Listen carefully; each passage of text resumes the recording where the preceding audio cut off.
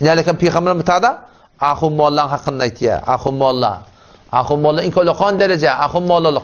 Emma eğer ihlas olmasa Allah Teala'nın yani yardım ederisi yok. Peygamber itiye men taallama ilmen mimma yubtaga bihi vechullah. Her kimi ki bir ilmi okuysa ki o bilen din uğurda Allah'ın radılığı dileyen adam Kur'an, sünnet, hadis, şeriat okuyuyor. Ama onun maksadı ne ama? Liyusibe bihi aradan mined dünya. Dünyada ad alacak, avri alacak, makam alacak, mensep alacak, hücre malahim başlığı olacak, falan olacak, halis Allah radıyı olsun deyip malahim okuymaktır.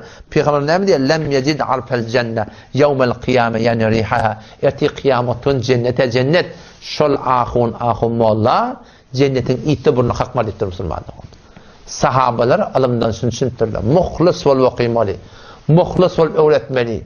Ve bizim aramızda bu bir ahunçlukta alasa molla ol kaributta ölasa hemişeki cennet tipi de düşünüyor. İnşallah ki şeyledir. Ama niyet doğru olmasa, yürek doğru olmasa halkın evvelinden, yeni bir edenden Müslümanların asıl valahiminde hiçbir hakkı yok.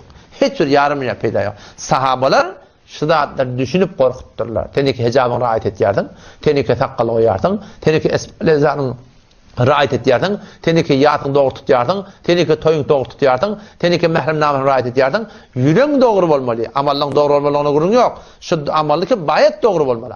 Ama şu amallar doğru olmaklık bilen ne olmalı? İhlas olmalı. Halis Allah razı olsun etmeli Müslüman doğun. İneleken bu tada karilen hakkında götürüyor. Karileri ki Kur'an okuyorlar. Peygamber sallallahu aleyhi ve sellem teavvadu billahi min cubbil huzn. Sahabalar Allah'a tanrının cubbil huzndan sordular ya Resulullah cubbil huzn ne oluyor? Vadin fi cehennem yeteavvadu minhu cehennemu kulle yevmin mi'ate merre. Cehennemin içinde bir oy. Cehennemin içinde bir oy. Cehennemin öldüren oy, odunun içinde birden yatan oy ki cehennem başı yerleri şunu günü 100 taraf Allah'dan penatlayarlar. Ya Allah biri cubbil hazret almağın. Ottan penatlayar. Bir ot bağ yani odun yakya, bir ot bağ demir yakya, demir kaynat diye, demir pudret diye. Cehennemin içinde hatarnak yer var. Şun cubbil hazret yerlerinden cehennemin başı yerleri günü 100 taraf Allah penatlayar. Ya Allah bizi şunu takıltmaya oluyor ki biz ot bulup yanacak şeyler. Sahabeler soraptır ya Resulullah ve men yedhuluhu kim girecek ona? Kim girecek ona? Peygamber etti diye el-qurra el-muraun bi a'malihim qarileri ki evet amalları bilen riayet ederler. Hafız-ı Kur'an, hafız fulani, hafız fulani, hafız fulani. Emma hafız fulanın yüreğinden Allah'ın haberi var. Adam'dan haberi yok. Toyda okuyor, yeni bir yerde okuyor, falan edip okuyor, okuyup bir yerde. Kariye Kur'an iken riayet diye göz için, ad için avreden süreyim. Erti kıyametun cennete durtan cehennemin de en telek yerine koyacak Müslüman doğun. Sahabe-i kiram radıyallahu anhum şunu düşünüptürler Müslüman doğun ki tevhid dediği muhlis olmalı. Fe'budillah Allah'ın ibadetini muhlisen, haliset güzhanı muhlis olmalı. İbadetin, itaatın, itikadın, hemmedadın dine şoför Allah'a olmalı. Eti kıyamet günü Peygamberimiz hadisi var.